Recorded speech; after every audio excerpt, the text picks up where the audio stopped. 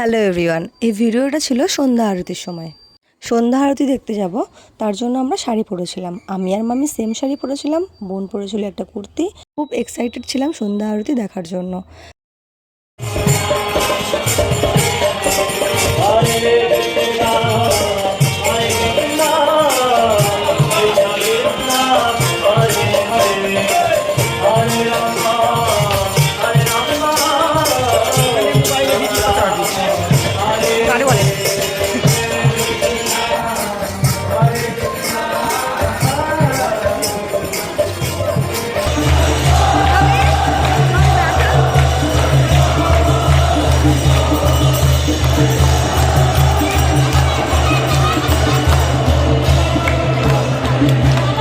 কেমন লাগছে বলো ভিডিও দেখতে? আমার তো সামনে থেকে খুব ভালো লাগছিল।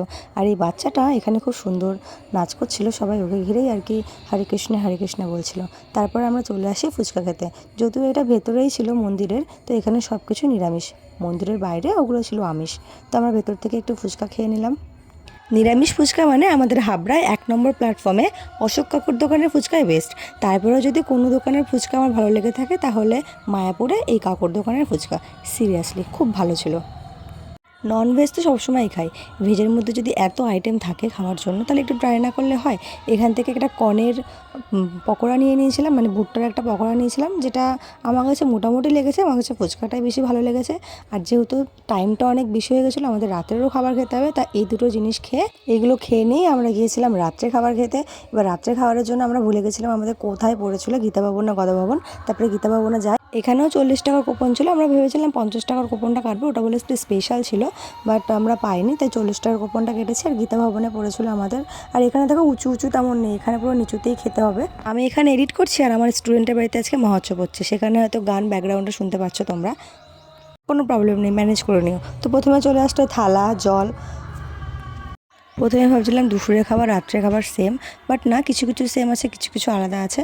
তো প্রথমে চলে আসলো ভাত। ভাতের পর এসেছিলো ইঁচড়ের একটা তরকারি, বেশ ভালো ছিল। দুপুরের থেকে রাতের ইঁচড়টা আমার কাছে পার্সোনালি বেশি ভালো লেগেছে। যদিও জলটা না এখানে ঠান্ডা ছিল, বুঝলে। তো ইঁচড়ের তরকারির পরে আনা হয়েছিল ডালটা বেশ ভালো ছিল খেতে। আর একটা টক ডাল ছিল না, কেমন জিরে টিরে দিয়ে ডালটা করেছিল, মোটামুটি ভালো লেগেছিলো ডালটা খেতে। এরপরে আসলো রুটি। এবার যে যতগুলো রুটি নেবে। রুটির সঙ্গে কিন্তু আলাদা রকম তরকারি ছিল, বড়া দিয়ে আলু দিয়ে তরকারি, মানে ডালের বড়া দিয়ে আলু দিয়ে তরকারি। সিরিয়াসলি গাইস, আলু দিয়ে বড়া দিয়ে তরকারি এত সুন্দর খেতে হয় ভাই, আমার খুব ভালো লাগে খেতে। কার ভালো লাগে না লাগে কমেন্টে আমাকে জানিও। ভাই বলছিল কেমন লাগছিলো রান্না, বলে আমি বলছি হ্যাঁ ভালোই লাগছিলো। ওকে বলছিলাম তোর কেমন লাগছিলো বলো, ও বলছে ভালো লাগছিলো। এরপরে নিয়ে নিয়েছি আবার দুটো রুটি। ভাত যেহেতু আমি অল্পটা নিয়েছিলাম, নিয়ে ভাইকে আবার দিয়ে দিয়েছিলাম। শেষে দিয়ে দিয়েছিলো একটা মিষ্টি।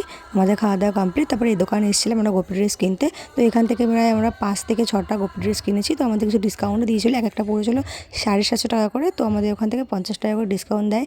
তো কিনে টিনে আমরা লাস্টে যাই রুমে।